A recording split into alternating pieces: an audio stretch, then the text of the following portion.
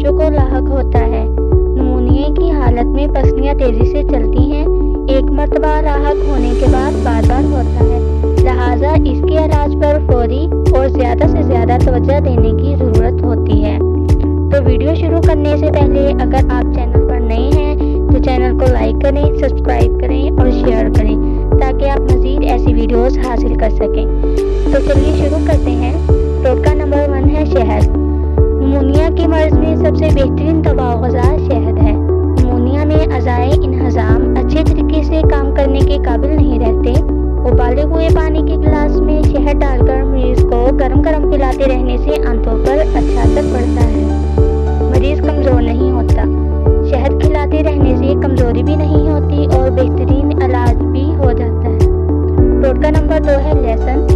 Pneumonia کے مرض میں لہسن کا رس نکال کر استعمال کرنا بے حد مفید ثابت ہوتا ہے۔ ٹوٹکا نمبر 3 ہے تلسی۔ نمونیا کے مرض میں تلسی کے 20 عدد سبز پتے اور 5 عدد سیاہ مرچ پیس کر ملا کر پلانے سے بے حد فائدہ حاصل ہوتا ہے۔